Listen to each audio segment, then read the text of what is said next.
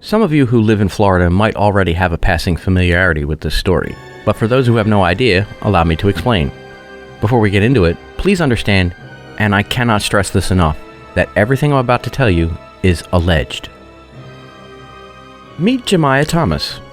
As of this recording, he is currently a guest at a Broward County detention facility, accused of solicitation of a minor, transmission of harmful material to a minor, traveling to meet a minor after using a computer to lure said minor, and attempted lewd and lascivious solicitation of a minor who is 16 or 17 years old.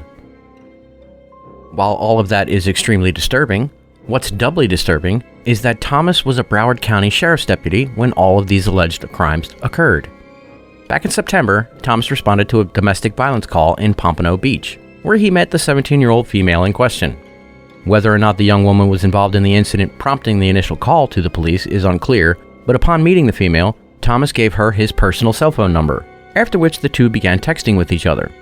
At one point, Thomas sent the young woman a text saying he could be her, quote, personal sheriff that handcuff you from time to time, end quote. He also sent her a picture of his private area while he was on duty in uniform. After learning of the messages between the deputy and the young lady, the girl's father alerted the sheriff's office, which initiated an internal investigation into the matter.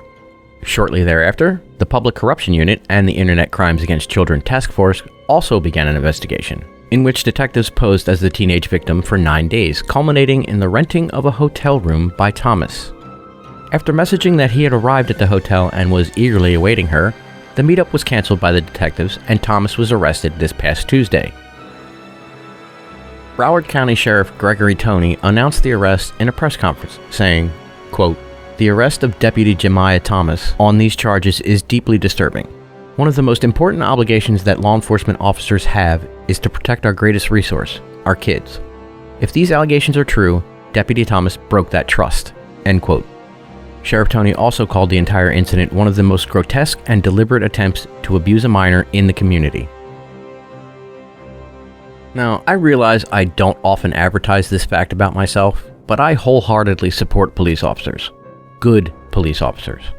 The men and women who risk their lives every day to enforce the law. I also realize that my support stems from being the son of a cop, but that is what it is. I'm 100% back the blue, as it were, but I'm also not blind to the evil that bad cops do, as this deputy has allegedly done. I do not, will not, and cannot support him, or any other police officers who commit such crimes. Again, allegedly. If proven guilty, Jemiah Thomas is a blight on the law enforcement community and deserves to be locked away from society with as long a sentence as is possible. Anyway, that's all I've got for now. Please don't forget to hit that subscribe or follow button, like the video, and maybe drop a comment or two on your way out. Until the next time, stay safe out there.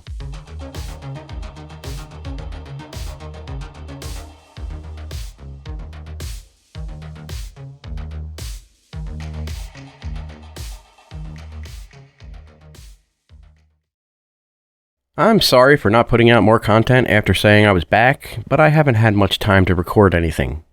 Plus, my entire family has been sick with some kind of chest cold. We've all passed whatever it is around the house. Twice. Because of course. Anyway, I didn't think you'd really appreciate hearing me hacking up a lung and sounding like a 3-pack-a-day smoker. That being said, I have been researching and writing when I can, which isn't nearly often enough. But I did come across a really disturbing story from the 1870s American West that I'm working on for a future video. Today, however, we're not going quite that far back in time.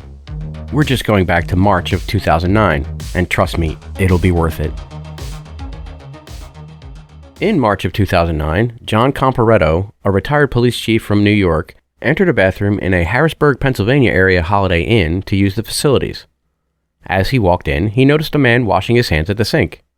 Thinking nothing of it, he went into a stall.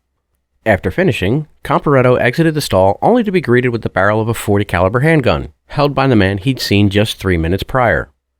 That man demanded Comparetto hand over his money and phone, which the retired officer did.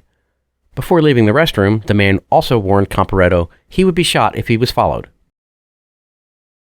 Now, I don't know if you know anything about retired police officers, but one of their least favorite things is to be robbed at gunpoint.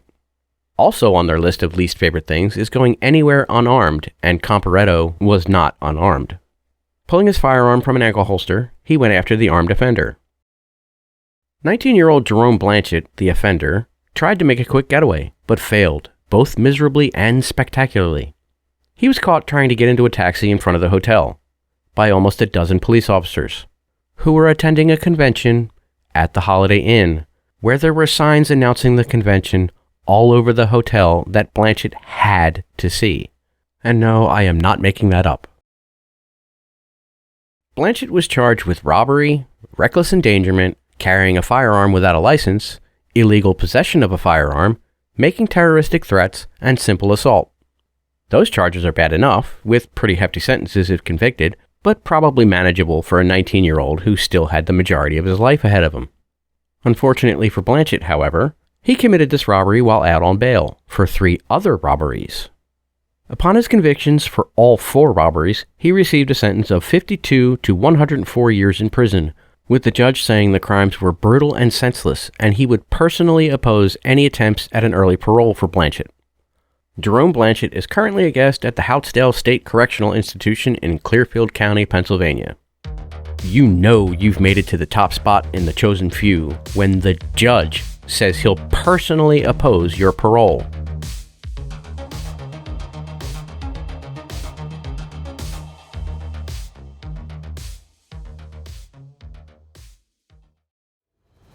In this episode, we have not 1, but 2 contestants for the chosen few, and it's a Florida story. Because why not? Meet Kira Enders and Dakota Jones. Ms. Enders doesn't seem to have encountered law enforcement too often, at least in her adult life, but Dakota Jones, her boyfriend, is another matter entirely, with an arrest record in Florida dating back to at least 2011 for a variety of crimes, including domestic violence against a person 65 or older, violating a protective order, probation violations, robbery, using a computer to solicit or lure a child, multiple assault and battery charges, including at least 1 against an elected official, and a few contempt of court charges. Basically, he's a career criminal and apparently one with no real plans to get his life on track. The latest crime he is alleged to have committed, however, does not include violence, which is, at the very least, a tiny step in the right direction. This one was just forgery. Not the type of forgery that includes signing someone else's name to a check. No. Dakota Jones and Kira Enders decided to graft 2 separate scratch-off tickets together in an attempt to deceive Florida lottery officials into handing over a $1 million prize.